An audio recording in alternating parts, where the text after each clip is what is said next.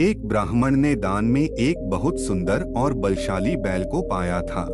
ब्राह्मण ने उस बैल को बड़े प्यार से पाल पोस कर बड़ा किया। वो बैल भी बहुत बुद्धिमान था, अपने स्वामी को बहुत प्यार करता था।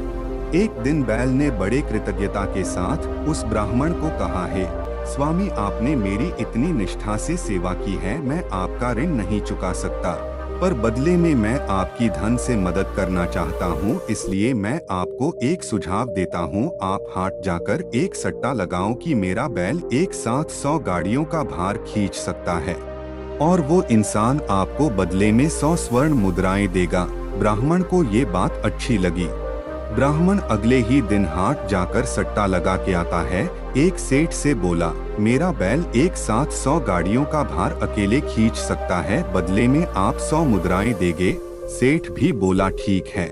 ब्राह्मण अपने बैल को तैयार करके बाजार लेकर जाता है और 100 गाड़ियों को बैल के पीछे एक रस्सी में बांधकर उस बैल को उठने को बोलता है। उठ दुष्ट ऐसे शब्द का प्रयोग कर उस बैल को गुस्सा आ जाता है। वह उस जगह से टस से मस नहीं होता। बहुत से लोग वहां आए थे, पर बैल उठता नहीं है, जिसके वजह से ब्राह्मण सबके सामने स्वर्ण मुद्राएं हार जाता है। सब उस ब्राह्मण का मजाक भी बहुत बनाते हैं। वो ब्राह्मण दुखी होकर अपने घर आ जाता है। जुआरी सब कुछ हार बैठा था और अपनी खाट पर लेटकर विलाप कर रहा था। उस बैल को अपने मालिक पर दया आ जाती है और जाकर ब्राह्मण से बोलता है, हे स्वामी, ये बताओ, मैंने आपका कभी भी अपमान किया था? ब्राह्मण ने जवाब में सर हिलाया। तब बैल ने कहा, फिर आपने मुझे सबके सामने क्यों अपमानित किया? मुझे दुष्ट बुलाकर क्यों संबोधित किया? मैंने क्या बिगाड़ा था आपका जो मुझे नीचा दिखाया? अब ब्राह्मण अपनी गलती समझ गया था।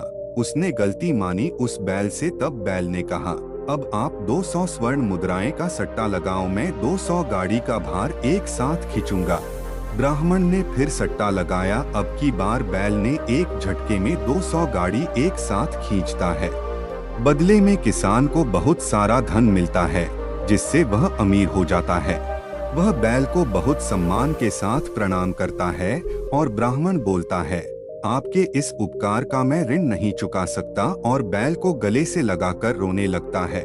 हमें जो मिला है उसी में खुश रहना चाहिए, क्योंकि जिसे हम बहुत सुखी समझते हैं वास्तव में वो खुश नहीं होता।